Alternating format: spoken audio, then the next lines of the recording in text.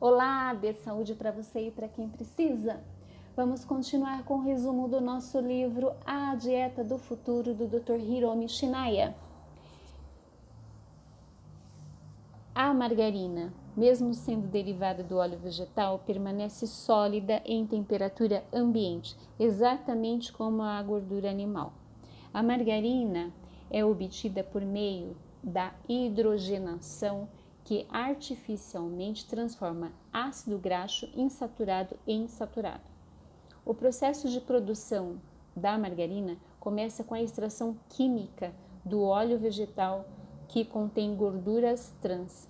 Em seguida, adiciona hidrogênio, que deliberadamente converte ácidos graxos insaturados em saturados.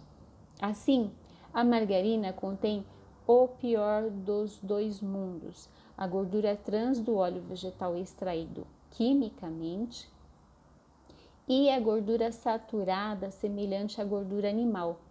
Não existe óleo ou gordura pior para o organismo do que a margarina. A gordura vegetal é outro tipo de óleo que contém a mesma quantidade de ácidos transgraxos que a margarina. Suponho que o uso da gordura vegetal na cozinha seja muito raro atualmente, mas ela ainda é muito usada na produção de biscoitos e salgadinhos e no preparo de batatas fritas industrializadas. Os ácidos transgraxos são responsáveis pelos danos que muitos doces e alimentos industrializados causam ao organismo. Se, ocasionalmente, você precisa comer fritura, a maneira como você é afetado pelas frituras depende do lugar de origem dos seus ancestrais e de que há quanto tempo eles usam óleo quente para cozinhar os alimentos. As pessoas que moram em países próximos ao mar Mediterrâneo, como Grécia e Itália, cultivam e usam abundantemente o óleo de oliva há quase 6.000 anos. Por outro lado, os japoneses começaram a consumir frituras há 150 ou 200 anos. Essas diferenças na cultura alimentar podem ser incorporadas aos genes, determinando se o sistema digestório está ou não apto a digerir óleos. O óleo é degradado e digerido no pâncreas, mas, segundo meus dados clínicos, parece que o pâncreas do povo japonês é mais frágil do que dos povos de países com longa história de consumo de frituras. Os japoneses se queixam muito de dor na região epigástrica, parte superior do estômago, mas o exame endoscópico não revela nenhuma gastrite, úlcera gástrica ou úlcera duodenal. O que o exame de sangue dessas pessoas costumam acusar é um nível anormalmente elevado de amilase no pâncreas. Quando investigo sua história alimentar, em geral descubro que adoram frituras. Entretanto, é pequeno o número de ocidentais que ingerem tanto ou mais fritura e que acabam com problemas no pâncreas. Dor na parte superior do estômago após a ingestão de frituras. 2 ou 3 vezes por semana indica a possibilidade de pancreatite. Nesse caso, recomendo o exame do pâncreas o mais rápido possível. Atualmente, as pessoas usam óleo vegetal em vez de gordura animal, por acharem que ele é mais seguro. É preciso tomar um cuidado extra com a quantidade de alimentos fritos ingeridos. Como afirmei anteriormente, o consumo frequente de óleo vegetal extraído artificialmente faz mal ao organismo, mas as pessoas que acham impossível parar de comer fritura devem ao menos tentar reduzir a frequência para no máximo uma vez por mês. Eu raramente como fritura, mas quando como, removo a camada externa e tento não comer a parte mais oleosa. Quem não consegue resistir às partes mais oleosas, pelo menos, deve tentar mastigar bem. A boa mastigação faz com que a saliva se misture ao óleo, ajudando a neutralizar um pouco os ácidos transgraxos. Todavia, a fritura certamente esgotará as enzimas do seu organismo. Além do mais, a oxidação das frituras é extremamente rápida. Por isso, não se deve comer alimentos que tenham sido fritos com muita antecedência, como os encontrados nos estabelecimentos de refeições rápidas. Qual é a melhor maneira de ingerir ácidos graxos? Os ácidos graxos principais componentes do óleo são classificados como saturados e insaturados. Os insaturados são chamados ácidos graxos bons e constituem um nutriente importante para o coração, os órgãos circulatórios, o cérebro e a pele. Entre os ácidos insaturados, alguns não podem ser produzidos pelo organismo humano e, portanto, precisam ser obtidos de alimentos. São os chamados ácidos graxos essenciais, que incluem o ácido linoleico e o ácido araquidônico. Nos Estados Unidos, há alguns anos, dizia-se que as pessoas deveriam tomar uma colher de chá diária de azeite de oliva para obter ácidos graxos essenciais. Na época, essa prática ficou bastante popularizada por acreditar-se que fazia bem ao organismo. No entanto, alguns estudos constataram que o consumo diário de azeite de oliva poderia causar câncer ovariano. Depois disso, a prática foi rapidamente abandonada. O fato é que os ácidos insaturados têm propriedades que desencadeiam a rápida oxidação do azeite de oliva. Mesmo que a extração do azeite seja por prensagem, mantendo minha recomendação de não consumir óleo extraído artificialmente. A respeito do consumo de ácidos graxos insaturados, os encontrados nos peixes são a melhor opção.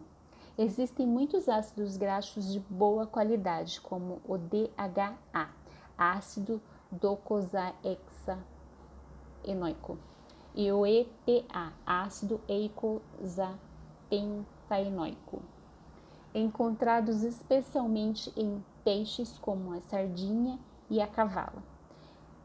Encontrados também na parte gordurosa dos óleos do atum, atribui-se ao DHA e ao EPA a melhora das funções cerebrais.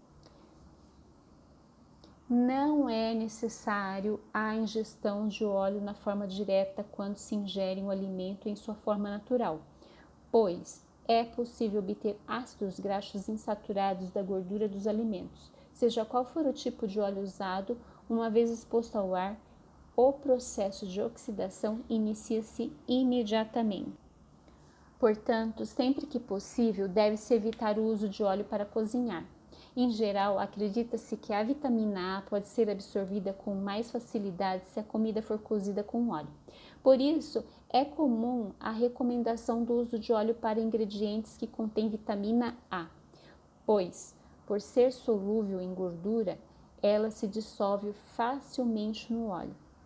Embora seja verdade que a vitamina A é solúvel em gordura, como uma pequena inovação, é possível absorvê-la em quantidade suficiente sem o uso de óleo extraído artificialmente, pois a quantidade necessária à absorção da vitamina A é muito pequena. Dessa maneira, mesmo que o processo de cozimento não use óleo, a simples ingestão de pequenas quantidades de alimentos que contêm óleo, como soja e semente de gergelim, já é o suficiente para que ocorra a absorção de vitaminas. Em outras palavras, é possível ingerir uma quantidade adequada de gordura consumindo alimentos que contenham gordura em sua forma natural, sem adição de óleo extraído artificialmente. Quando digo na forma natural, quero dizer ingerir alimentos que são a matéria-prima do óleo, como grãos, leguminosas, nozes e sementes vegetais, na forma em que ocorrem na natureza. Não há maneira mais segura e saudável de ingerir óleo. Agora vamos falar sobre o leite comercial e gordura oxidada. Depois do óleo, tipo de alimento com maior facilidade de oxidação é o leite comercial. Antes do processamento, o leite contém muitos elementos bons. Por exemplo, ele apresenta vários tipos de enzimas, como as que degradam a lactose, a lipase, que degrada a gordura, e a protease, que degrada a proteína. O leite em seu estado natural contém lactoferrina, que é conhecida por seu conteúdo antioxidante, anti-inflamatório, antiviral e efeitos reguladores do sistema imunológico. Contudo, o leite vendido no comércio perde todas as suas boas qualidades no processo de manufatura, que consiste no seguinte: primeiro, uma máquina de sucção é acoplada às tetas da vaca que, ao serem comprimidas, fazem o leite espirrar. Depois, esse leite é armazenado temporariamente em um tanque. O leite cru coletado nas fazendas é, então, transferido para um tanque ainda maior, onde é agitado e homogeneizado. Na realidade, as gotículas de gordura do leite cru é que são homogeneizadas. O leite cru tem 4% de gordura, mas a maior parte dela consiste em partículas em forma de pequenas gotas. Como as partículas de gordura flutuam com mais facilidade quando são maiores, se o leite cru for deixado em repouso, a gordura se transformará em uma camada cremosa flutuante. Lembro-me de ter visto uma camada branca de gordura cremosa abaixo da tampa da garrafa quando, na minha infância, bebi leite engarrafado 1 ou 2 vezes. Como o leite não era homogeneizado, durante o transporte, as partículas gordurosas subiam à superfície. Atualmente, usa-se uma máquina chamada homogeneizadora, que quebra as partículas de gordura mecanicamente, em pequenos pedaços. O produto final dessa operação é o leite homogeneizado. Entretanto, nesse processo, a gordura do leite cru liga-se ao oxigênio, transformando-se em gordura hidrogenada, gordura oxidada. Gordura hidrogenada é uma gordura que oxidou demais e enferrujou. Como todas as gorduras hidrogenadas, a do leite integral homogeneizado faz mal ao organismo, mas o processamento do leite ainda não acabou. Antes de ir para o mercado, o leite homogeneizado é pasteurizado termicamente para inibir a propagação de germes e bactérias. Há 4 maneiras básicas de pasteurizar o leite. E vou explicar quais são. Primeiro, pasteurização lenta de baixa temperatura, LTLT, pasteurização térmica entre 62 e 65 graus centígrados por 30 minutos. Em geral, esse método é chamado de pasteurização de baixa temperatura. 2. Pasteurização lenta de alta temperatura, HTLT, pasteurização térmica acima de 75 graus centígrados durante mais de 15 minutos. Terceiro, pasteurização rápida de alta temperatura, HTST, pasteurização acima de 72 graus centígrados durante 15 minutos. É o método de pasteurização mais usado no mundo. 4. Pasteurização rápida de temperatura ultra alta, UHT, pasteurização térmica entre 120 e 130 graus centígrados durante 2 segundos ou a 150 graus centígrados por 1 segundo. Bom, por hoje vamos ficar por aqui. Dê saúde para você e para quem precisa. Logo a gente dá andamento no nosso estudo. Obrigada por estar aqui.